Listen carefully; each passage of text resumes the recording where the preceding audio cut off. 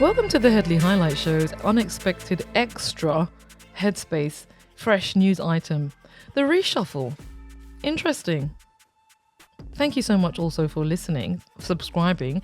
Do select all in the notification buttons and you'll see all the uploads that I do for my channel. In addition to that, please do make a donation at denisehedley.com. I'm very partial to 3 rings and chips and a Miranda or a Bitcoin. So now that I've finished that opening preamble, this is a very quick and interesting comment. Angela Rayner, I mean, I've done one of these already, and obviously I did it before she resigned, but post that, she's resigned now, fallen on her sword, and everyone's crying at the pity party. Unlike myself, I'm not doing that. But what also is interesting is that we have a new deputy PM. David Lammy has been demoted.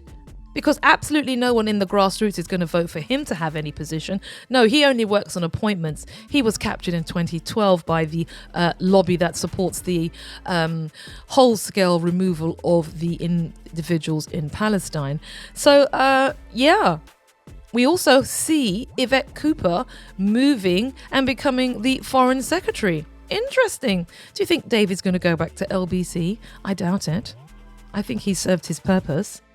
And there still has to be an election for the leader of the Labour Party, the deputy position. Deputy leader of the Labour Party is not the same as deputy prime minister. One's an appointment, one requires a vote.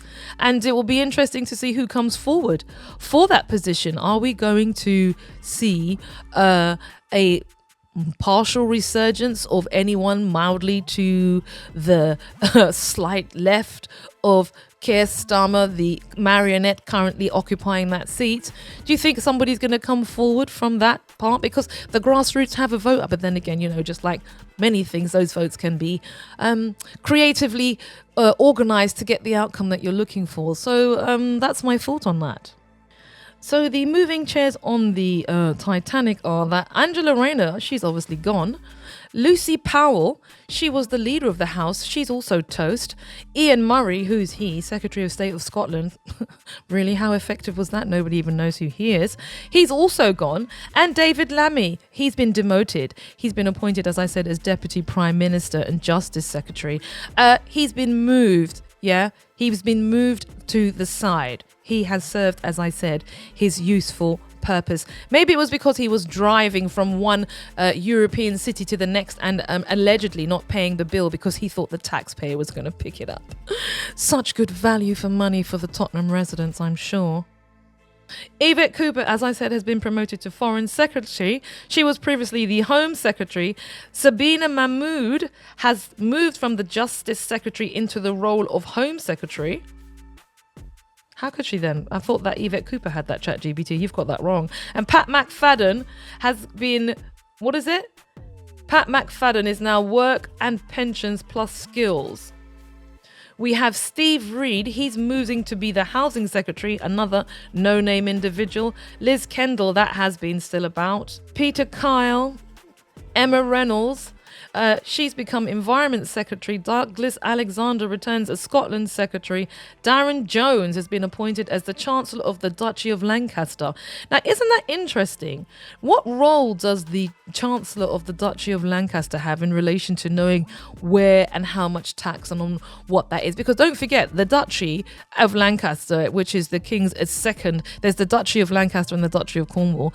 Those receipts, okay, are private to the monarch. So what role does the Labour MP play in that? Interesting. Jonathan Reynolds becomes Chief Whip. Sir Alan Campbell has been appointed Leader of the House of Commons. And Rachel Reeves, Rachel Thieves, Rachel from Accounts, retains her role as Chancellor. I mean, she should be livid given that her co-worker and colleague, Miss Rayner, was trying not to allow her to receive additional receipts when she's got such a huge deficit.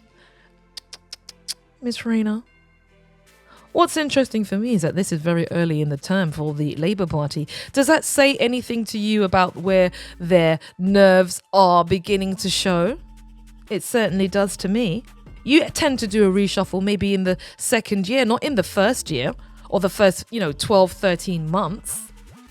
This is just smoke and mirrors because let's face it, I mean, Keir Starmer's never about. He's constantly in Kiev on trains with other members of the European Union hiding pieces of paper and looking somewhat dazed and confused. But when he's not there, he's, doesn't really do anything domestic.